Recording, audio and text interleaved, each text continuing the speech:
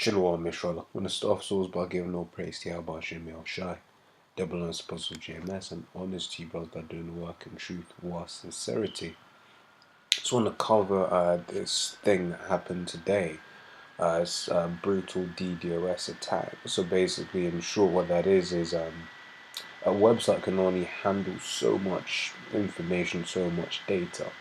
Right, and basically if you send it too much purposefully in an attack form, you can basically bring down a website. Now, the one that happened today was to what's known as a DNS or domain name service provider, which in short, once again, maps, for instance, Gizmodo to a more, in layman's terms, telephone number, basically a number. So Gizmodo is really, something like 123.14.2.1 or something like that. And basically it does that.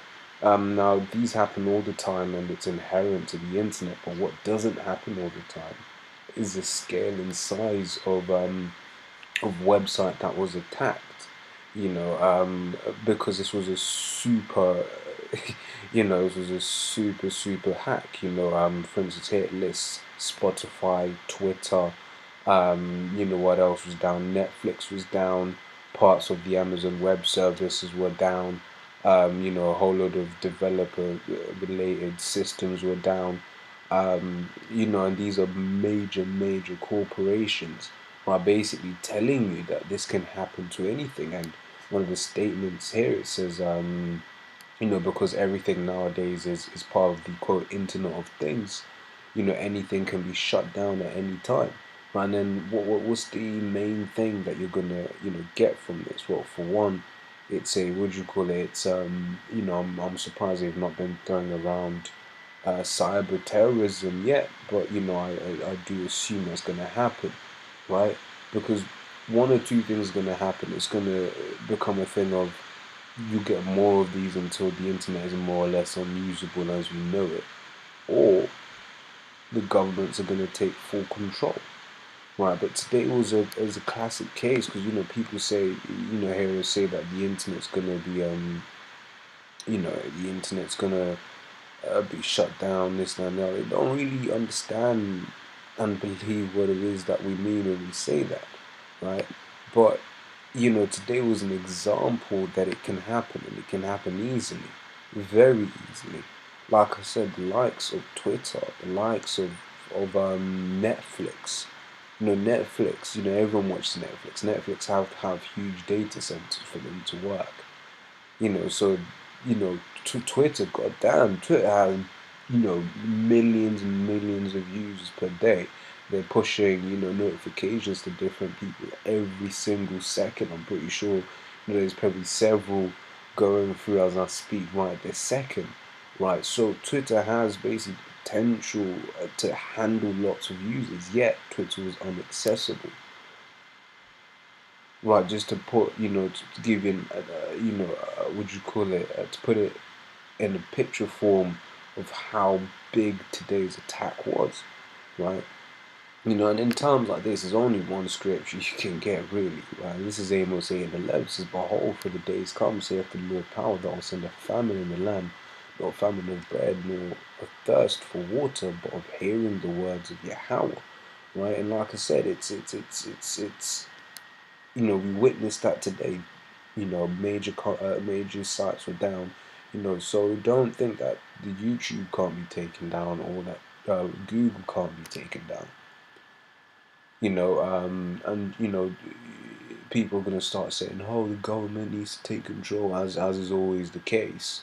That's how Esau plays his game. Problem, reaction, solution, as the apostles bring it out. But to break down the scriptures, behold, the days come, saith the Lord power, that will send a famine in the land, not a famine of bread, nor a thirst for water, but of hearing the word of Yahweh. Right now, you can hear the word of Yahweh, because how does Yahweh speak? Yahweh speaks through his men, through his apostles, through his prophets that he sent out there on the streets. Right, that's you brothers out there, out there teaching, man. That's you. You are the words of the Most High, man. Right, you're his mouthpiece.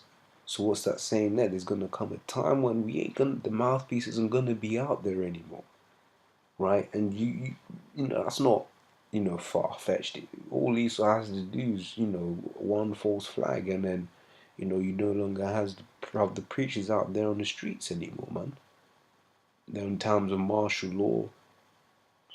When roads are cut off, when transport's cut off, there's physically no way for us to get to camp, even if we wanted to, right? So that's something to come. But in that period of time, what's going to be happening, right? So, which is these two, this is Hosea 5:15 says, "I will go and return to my place till they acknowledge their offense and seek my face. In their affliction they shall see me early." Right. So in their affliction, they'll look for the men of the Lord. But as prophesied here in Amos 8:11, they won't be able to find the men of the Lord. Because right now, if you ain't got a camp anywhere near you, if you're in the middle of the Sahara, ain't a camp near you. Guess what? If you got that internet connection, you can hear the word of the Lord via that internet, man, via those mediums. But if the internet's out, no, hey, man, So yeah, I just wanted to report on that, and just in my opinion, why this is one of the biggest things that has happened, in a very long time, in terms of this truth really being threatened, in terms of being on the internet, right? Because we've had similar close calls. I did one a few weeks back on a report that Russian subs were aligned near, what do you call it, near underwater internet cables. That was big, but this I think is equally big, if not bigger. So yeah, with that, I'm a section one.